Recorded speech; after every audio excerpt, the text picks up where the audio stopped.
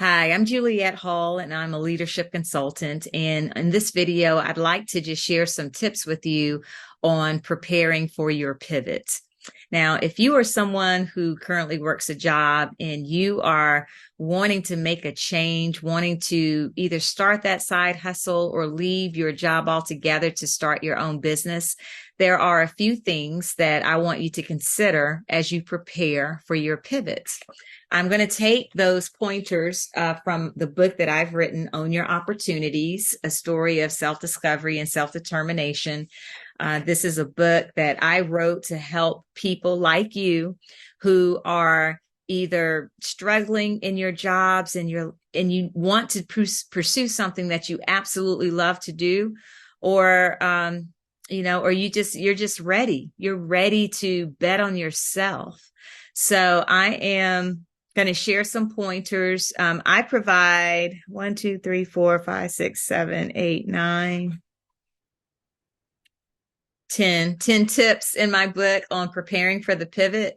I'm only going to share with you 4. But the first point that I want you to think about is, in preparing for your pivot, the first thing you have to do is you have to believe in yourself. You have to believe in your own value. That is actually the hardest step, is gathering the confidence to say, you know what, I'm going to do this. I'm going to bet on me. Confidence is about trust. It's about faith. At the root word of confidence is confide, and that basically means to trust. So you have to trust in your own value. You have to know that there is a gift inside of you that God put inside of you. And that gift connects you to your purpose. It connects you to your impact in this world and how you were created and what you want to be known for, or how you want to be remembered.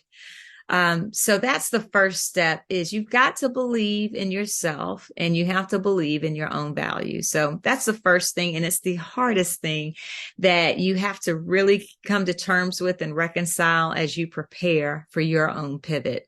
All right. Point number 2. Do not make an emotional decision. Do not make an emotional decision. Don't leave your job that you've been a part of, where you're making money and you have benefits. Don't leave because you're just frustrated and angry. Don't make it a snap decision, because the truth of the matter is people come and people go. It's more important that you love the work that you do. Now, if you're not fulfilled because you're not on the right seat on the bus, or you're not doing work that energizes you, if you're not doing work that you know that you are good at, then you have reason to really consider making that pivot. But if it's because it's people related, it's a fine line. It could be that you might be the cause of the problem. And if it is, then you have to make the adjustments within yourself.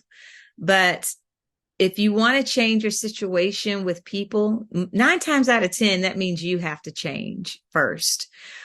So don't make an emotional decision. Don't leave because you're just angry for one day or for a week. If you're in a job that, for the most part, you're being treated with dignity and respect, and you're making a lot of money, you have gainful employment.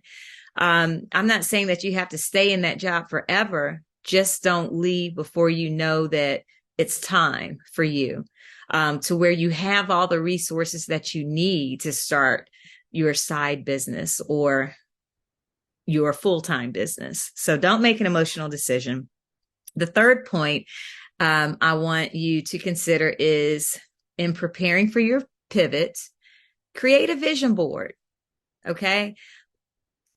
What does success look like for you? What do you want to be known for?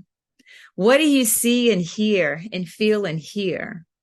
You know, when you are daydreaming about your life and how and what makes you feel at peace, and what gives you energy and excitement about your future, put it all on a vision board. I don't believe that there's anything magical about vision boards. I think the power of vision boards is that you take what is abstract in here in your thinking in your head or in your heart, and you make it tangible. You put it out into a board that you can visit every day and be reminded of the things that matter to you, of the things that are most important to you, of the goals that you want to achieve or the dreams that you want to manifest. I think that's the power of vision boards, is we need constant and daily reminders to keep us focused and to keep us on track, to keep us on course to moving in the direction that we want to go. So create your vision board. That's point number 3. And then point number 4, and this is so important, develop a plan, but set small goals at a time. Let me say that again. Develop a plan, but set small goals at a time. This is important. You know, it's great to have big goals. You want to think big, but you want to act small. All right. Think really big. Think about the $1 million that you want to put in that business account, or bank account rather. Think about the places that you want to go and the products that you want to create, and, think big. But when you're creating a plan, it helps to start small and to take baby steps, because otherwise it feels unreachable if it's too big. So that's why I say think big, act small, and create small actionable steps. Like, think about, what is one thing that I can do every day to get me closer to my goals, my business goals. You could still be working your 9 to 5, but from 5 to 9, focus on accomplishing one task every day. That task could be creating that vision board. That task could be setting aside $10 a day. Instead of purchasing your daily cup of coffee, maybe you stow that away to create seed money for you to start your business. That one thing a day could be reading a book in the area, the industry that you want to go into, where you can just read from other people, successful people who have gone out before you and have done similar things. That one thing could be calling a contact and asking to meet that person for lunch, asking that person to serve as a mentor. So just think about small actionable steps that you can take, one thing a day, so that you can keep yourself moving. Because I'm telling you, the thing is, when you are starting your own business, momentum is key. Momentum, however, requires movement. You can't have momentum in anything if you remain stuck in where you are, or if you are not putting one foot in front of the other. So you have to keep yourself moving. You have to keep yourself and your thinking fresh. You may have to change your environment, but there is something that you can do every single day to keep you moving in the right direction. So those are some thoughts for you as you prepare for your pivot. Please don't hesitate to go on Amazon or Barnes & Noble and pick up a copy of my book so that you can learn more tips for preparing for your pivot. And please follow me on my other social channels. Make sure you hit the subscribe button below for some inspiration, some quick inspiration to help you along your leadership journey.